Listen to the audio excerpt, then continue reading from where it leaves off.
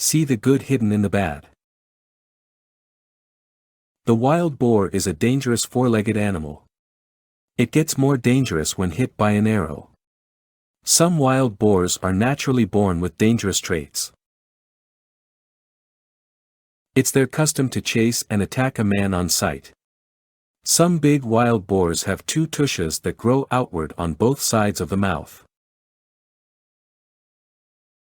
Even the tiger is afraid of the wild boar's tusks. Experienced hunters say that they will not give up the fight, even for days, until one is killed if a wild boar and tiger fight. Sometimes the tiger seems to be at a disadvantage, but there are also times when it climbs a tree and escapes. In one forest area, there was a dangerous wild boar that chased and attacked people on sight.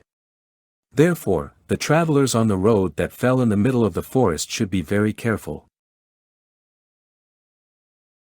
It is impossible to know when the murderous wild boar will be encountered.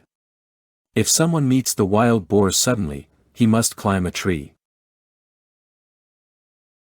If it is not possible, the wild boar will attack and kill him. By now, many people have died like this.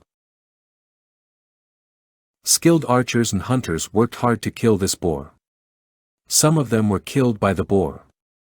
No matter how many arrow shots are fired, the boar will not be defeated. Therefore, it behaved in that area in an invincible manner. The only survivor who was chased by the boar was the one who climbed a tree. The villagers gathered and went to the castle to complain about the danger from the boar. The king listened to the sad complaint of the villagers and said, "You go, I will send a skilled hunter to kill that boar." The villagers were happy with the king's words and returned to their villages. Wild buffalo are animals that are difficult for humans to escape from. The king, who had defeated even such a dangerous buffalo, thought that killing this wild boar was not that difficult. The king decided to kill the boar without sending someone else. The next day, the king, disguised as a village hunter, took a bow, hung a quiver of arrows on his back, and hung a sharp dagger on his waist. He left for the forest, where the murderous wild boar lived. The king entered the forest area and traveled only a very short distance. The king heard a voice calling out to him from a villager who was climbing a big tree in fear of seeing the boar coming.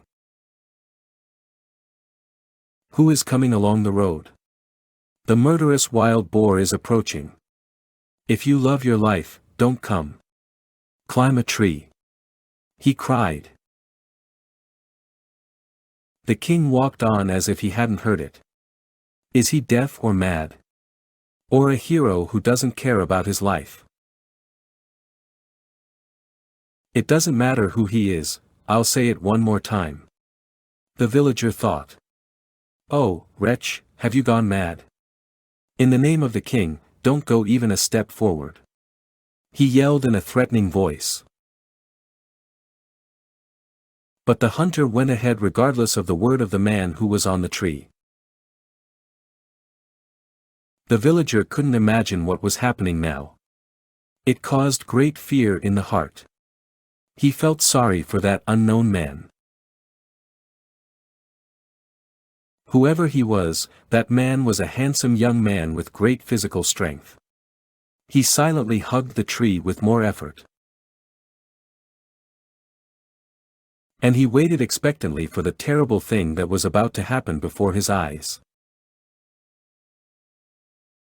It took a while.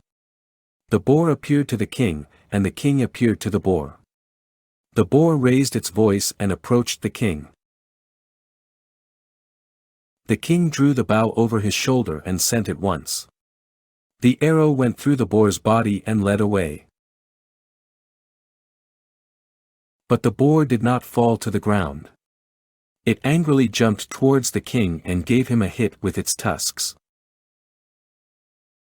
Even the king, who had fought with the big buffalo and tamed them, chased after the fast horses, and caught them, was unable to stand upright after being hit by this boar. After that, there was a terrible battle between the boar and the king. The king fell to the ground near the tree where the villager was standing. The villager is now sure that a talented hunter has come for this deadly war. And he does not think that the hunter will survive the boar and rise again. He felt great sadness. But he had nothing to do for the hunter. He knows that he is sick and weak. He was also angry with the man who went ahead despite shouting so much.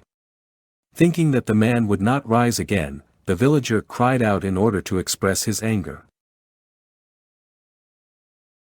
You have enough food. You have enough fish and game. But you came to hunt with a bow and a dagger only to find out more game.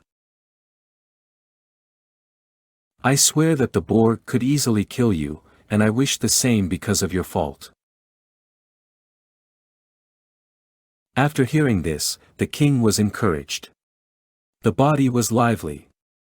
The king drew his dagger from its scabbard and struck several powerful blows at the wild boar.